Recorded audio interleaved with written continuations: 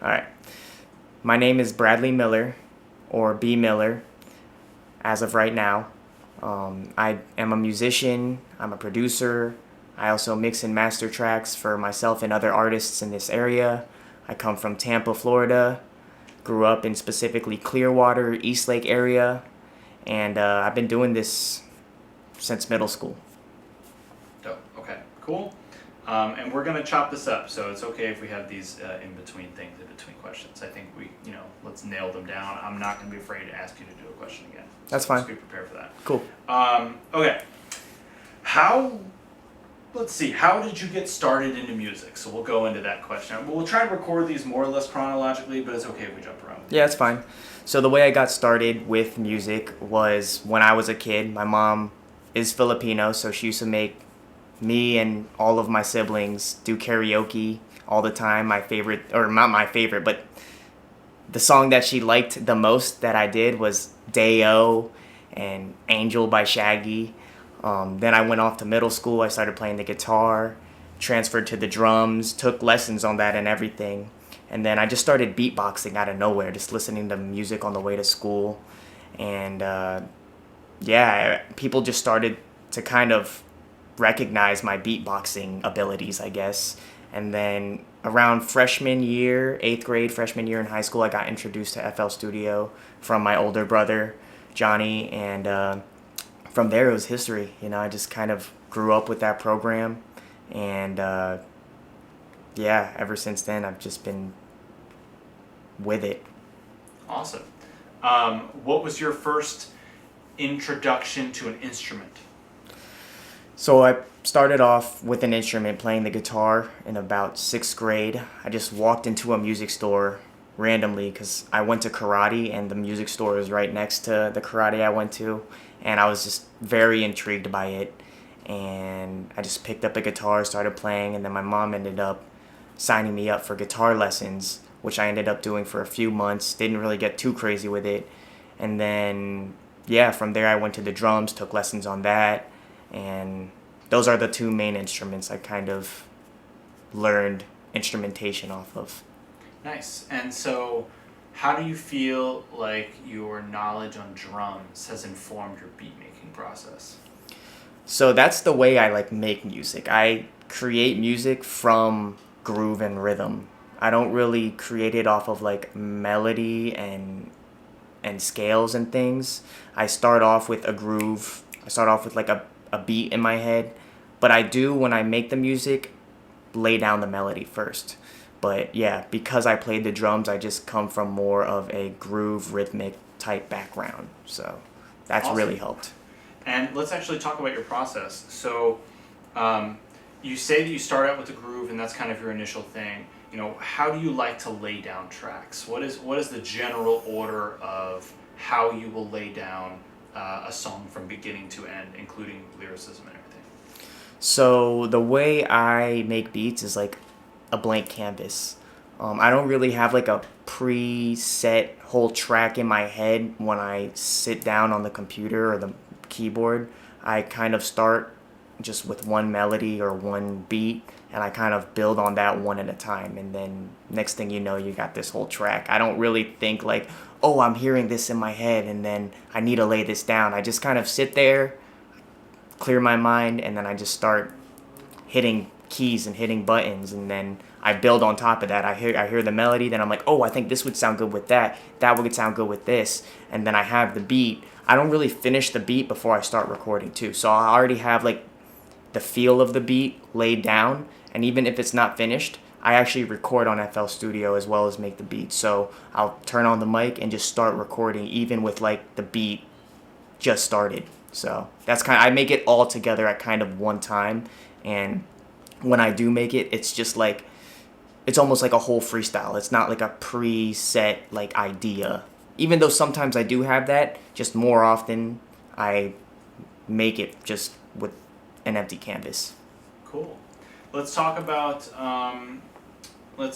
then the other aspect of it is what is your writing process? So how do you get lyrics down on the page?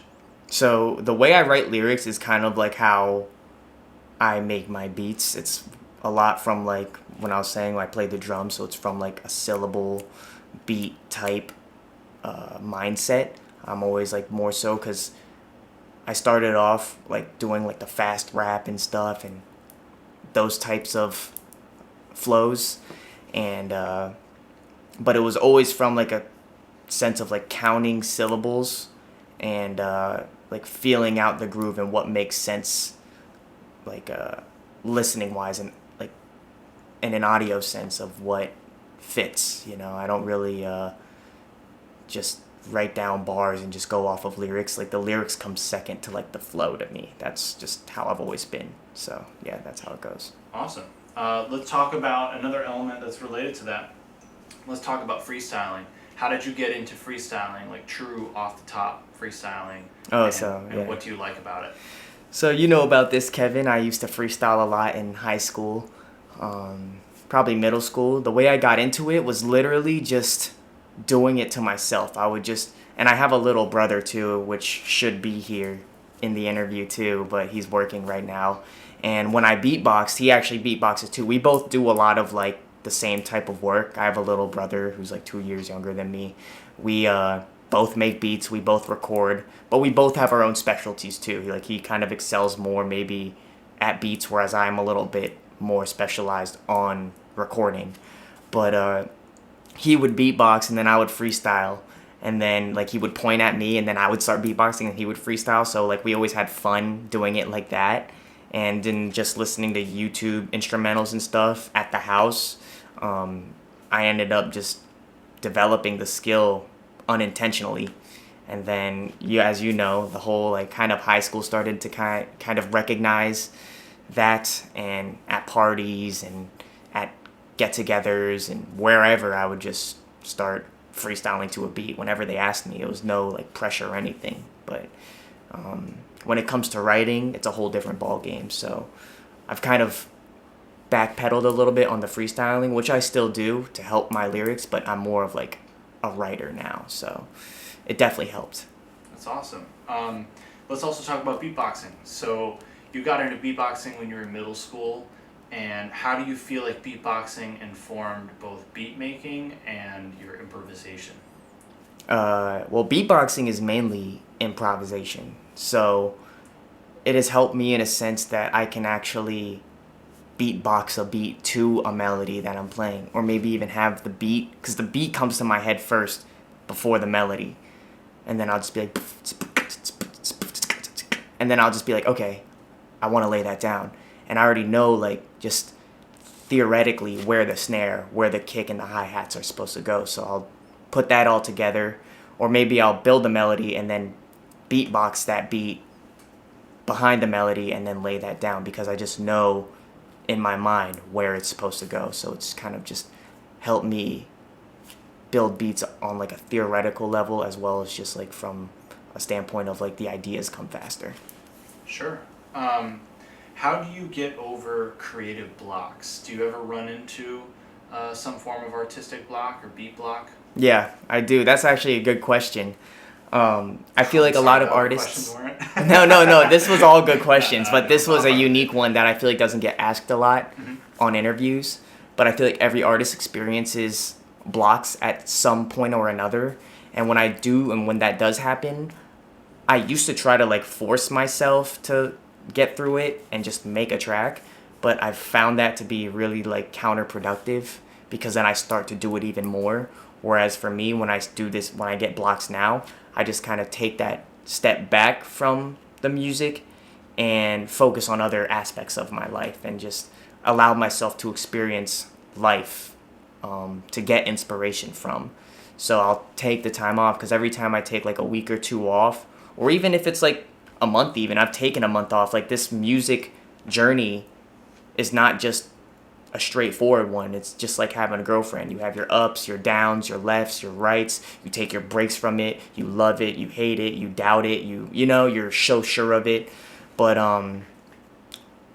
every time I come back from like a 3-week kind of break or however long, it's like a whole new feel. I bring like fresh ideas to the plate, and it just refuels kind of that creative juice that I need to be able to just, break any type of paradigms or musical paradigms that I may find myself, caught up in. Totally. And would you say, so I know that you're familiar with the flow state. Yeah. And part of the flow state is taking your mind off the problem. So would you say that your process is designed around flow, or do you feel like you get in flow states when you're making music? Yeah, not every time, but there are times when I feel like it's just coming out of me and it's easy. There are times every track that you make is like a journey, and not every point of that track is going to be easy. There's going to be times where you're going to have to, put a little bit more effort into figuring out what you want in there than others. But flow state really does, like when I hit that point, it really does call for like the best music that I've made. I mean, I'm sure anyone can attest to this too. But yeah, that's like a big, I guess, stepping stone, or a big realization I found out in music, is being able to just like feel your words, feel the vowels, what vowels feel right in certain pockets, what, you go with the feeling, and then you start to shut off the mind and then go straight to just the emotion of it. And then, the way I make my music is I start to like mumble vowels a little bit and see what vowels fit, and then I fit the word around the vowel that feels right. And then there's times where, like, because I'm just in the zone or in tune with the beat, I get locked in and then it just comes out. And then there's other times where it's like, dang, like I really want to say it like this, but I don't know what words I can like really put into that. So the flow state process, I feel like there are times where I can hit it more frequently, and then there are times where it's just like, maybe after work or something, or after a shift, all of my energy has been just exerted and it's a little bit harder to achieve. But it always hits me in random points. I can't really like control it too much. I mean, that's like where meditation and all these practices come into play, because you start to be able to get a better grasp of knowing how to consciously put yourself there. But it's always gonna be like a process, being able to get into that state to create, effortlessly. Mm-hmm. Don't be afraid to project a little bit there, because you got a little quiet at the end. Yeah, that's fine. But that was a good answer. So related to that then, what aspects of mindfulness do you believe has helped your process with making music? So what aspects of mindfulness? What aspects of mindfulness has directly impacted your ability to make music? So I guess being able to just not be so second questioning myself, because sometimes I used to do that. Sometimes like you just got to make a track that sounds right to you. Don't try to change the world with one track, just one track at a time. Just make what sounds good to you. Don't worry about like what other people think, I used to get, like I was saying, caught up in the fact that every track needed to be like a game-changing track. It needed to be like that track that like blew up, and because of that I would think too hard about it. Whereas nowadays it's just I kind of make it. And the whole question about the mindfulness and how I use that to kind of as a tool, it's also in balance with mindlessness. You don't want to overthink, but you don't want to just not think about it at all. You want to have like kind of that balance between just not thinking but also being mindful about it. So it's an everlasting journey to be right in the middle of that. But that's where I feel like music has helped me. It's turned into something of just making music, of just like finding myself, because in order to write a real lyric, you have to go within yourself to pull that out of you. And the deeper you go within yourself to pull the more true lyrics out, the more undeniable it becomes. Because if you can go, the deeper you go within yourself to pull out the, almost like, the deeper you go in the truth, the more undeniable it becomes. So, that's where I feel like music has really helped me just find myself, It's really cool. Yeah. That actually reminds me of, there's a clip where King Los talks about lyrics, and he says that like truth speaks more than anything else. You know, you could have dope bars, you could have a catchy hook, whatever, but if you're speaking the truth and it's coming from a place of honesty, then that's going to connect way more than anything else that you can. Yeah. No matter what you're saying. Because the truth is undeniable. Because it's like, if someone hates on something like the truth, what is it saying about that person? You know, they don't want the truth. You know, they don't like bars that are the truth. And I understand there's people that just wants that hard turn up stuff and all that. You know, some people, because I understand like certain artists are just like, it's just too much. I just want something chill. But at the same time, you can make that real, that hard stuff come from a place where they're not being phony, you know? So authenticity. Yeah, I mean, it doesn't matter about what type of music. It's just, is it really you that's saying those words, or you just trying to say what people want to hear? Yeah, and how do you balance saying the truth and being honest with protecting your private life? So that's another good question, because there are thoughts I have about what do I want to say on an album and what do I want to say on a single, you know, because when it comes to the album, I really want to give them a lot of myself, whereas with singles or just like where I'm at right now in this stage of just putting out tracks, I'm not trying to touch on things that I feel like I want to touch on yet, and being able to be honest and truthful with still not giving too much of my private life. It's always kind of like a tinkering and tweaking process, you know? But there are general truths that apply to everyone that you don't have to just give the details behind the private life, you know? Like certain sayings that you can speak on a track that apply to everyone, because I feel like we all go through different, like, we all have different lives and we all go through different things, but the principles we learn behind what we go through are pretty similar for the most part, which is why we can relate to each other. But yeah, that's what I try to do. I try to give more of like the broad principles behind what I learned from what I experienced than just giving my straight up experiences. And maybe for like an album or something, I can, you know, start to throw a little bit more experiences and personal things out there so that I can connect with the people who listen on a different level, you know? So that's kind of how I did it. And I had to like kind of be aware of that, especially like throughout the music and how I'm going to strategize myself to be able to keep, you know, listeners engaged, you know, by keeping it fresh and not just running out of things to say because you said it all.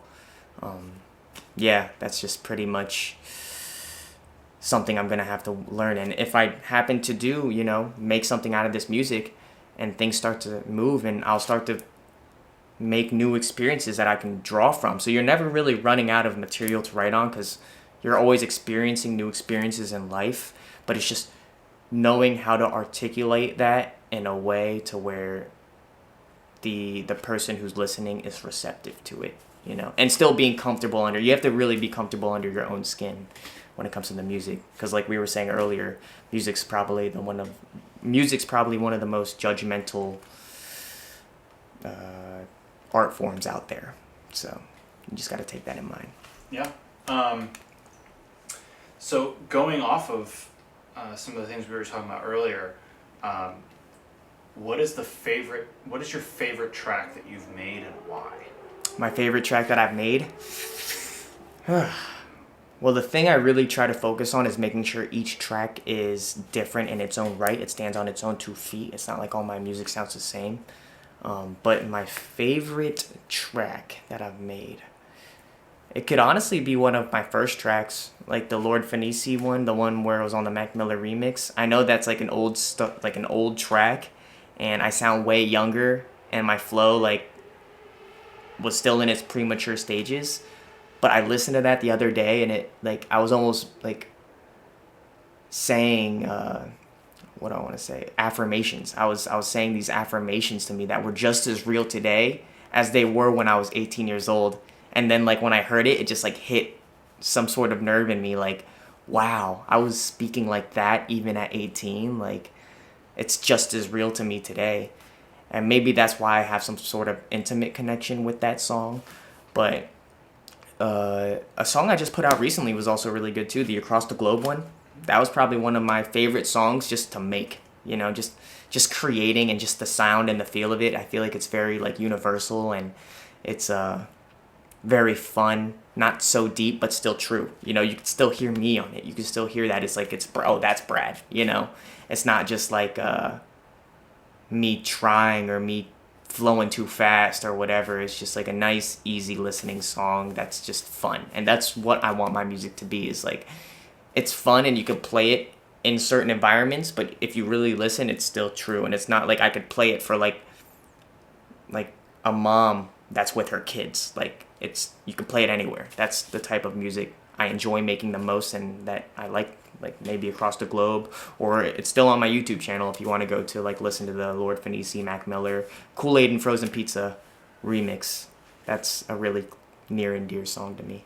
Yeah, yeah, and I think something that you touched on that I think is really important is, you know, you had the perspective to see the world in that way, while maybe not having the maturity that you do now, right? So you have better context now, and you have a better understanding of those things, but you still had the premises there.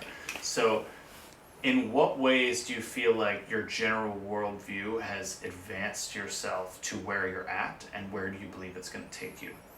Well, my worldview, I've only been so many places to have such a worldview. I know there's people that may or may not watch this that have traveled all over the world and have like such a developed worldview.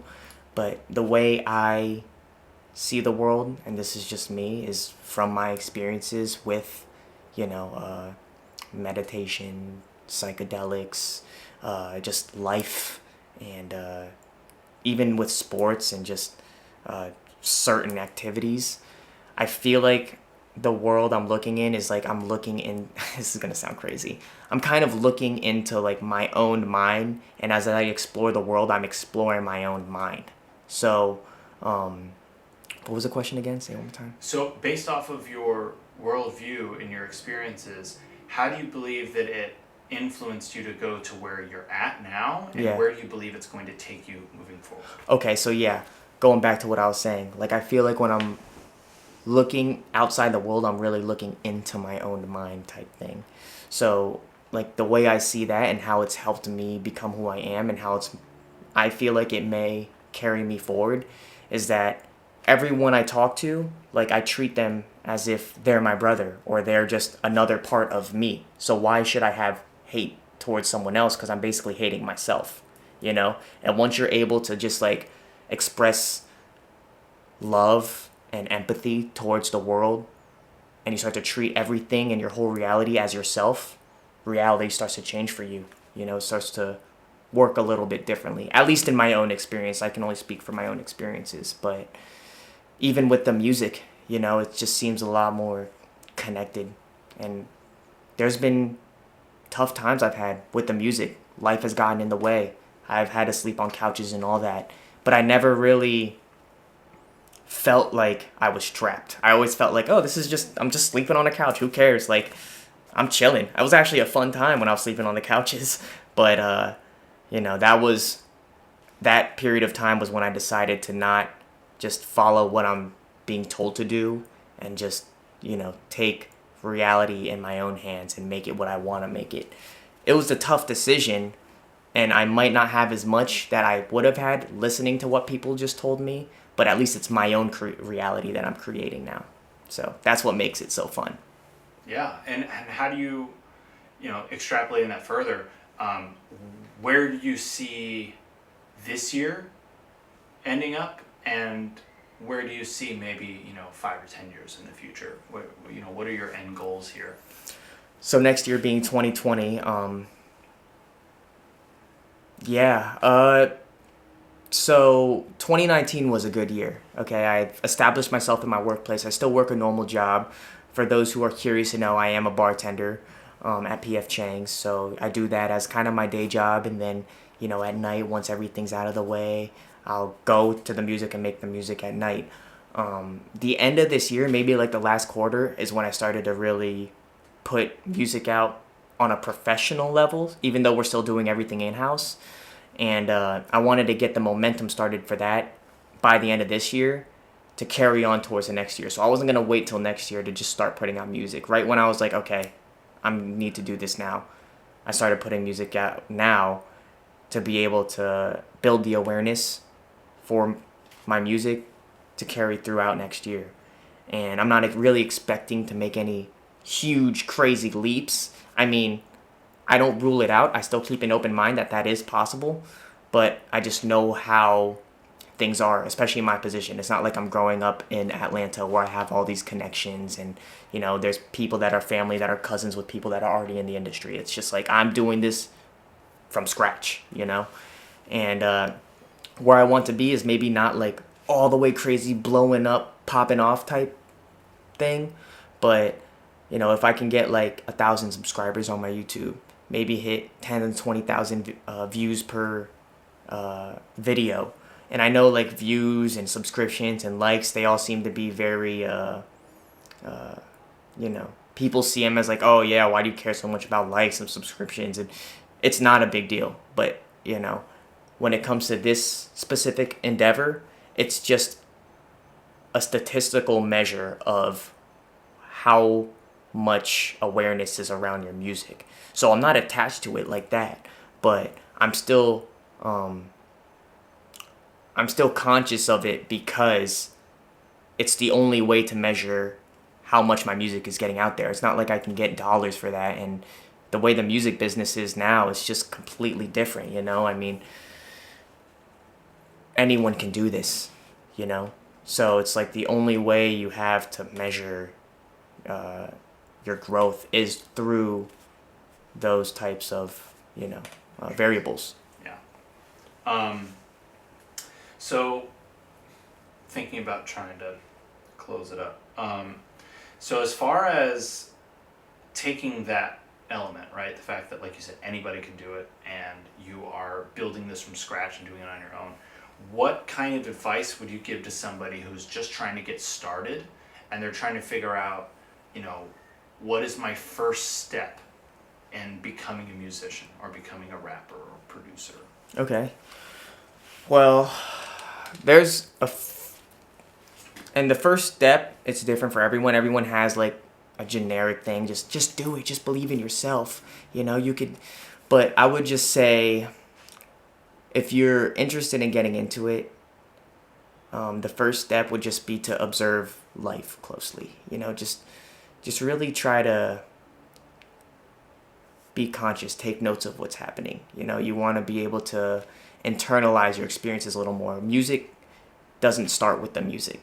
It starts with you, you know. So you need to get yourself right. You need to be able to open yourself up and allow these experiences and take mental notes to be able to know how to express that through the music. So before you even touch the keyboard and all that, understand what you're trying to what you're trying to make, what you're trying to express, you know. If you come from, you know, the streets, if you come from suburban area, if you come from anywhere, you know, you try to, because everyone's life is unique. You can make where you're from cool. Don't think you have to be some type of way to be able to get people's approval. Like, you can be someone that's from even a rich family or whatever and still make that cool. You just have to understand who you are first. So understand that and don't really worry about like the music and how your skill will be. That will come.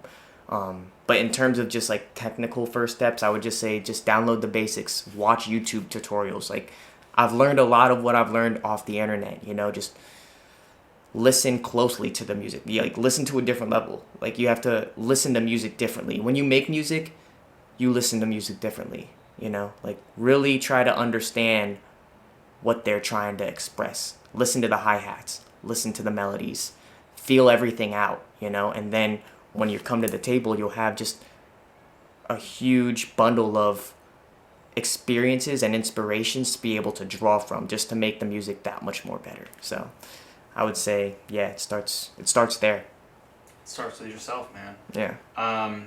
And anything that you would like to add or say about what you're trying to do and what you're trying to accomplish? Any last thoughts? Yeah, I mean, I can make it like short and simple.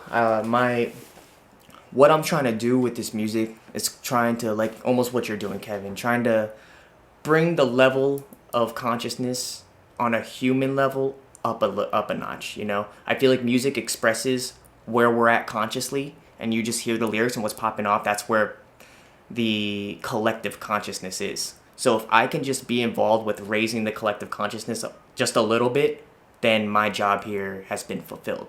Does that make sense? Totally. So yeah, music, I feel like, is one of the main representations of where people's minds are, because that's what they want to listen to. So why not still keep it to what they're familiar with, but maybe a little bit more deeper than, you know, how it is today. So that's what I'm trying to do. Yeah, especially for those who are willing to accept it, right? Exactly. Yeah. Cool, man. I think that was good. I think we got some good footage. It's about 30 minutes. Oh, really? Yeah, about 30 minutes of audio. Obviously not all straight through, right? Because we had moments in between or whatever. But yeah, it felt good, bro.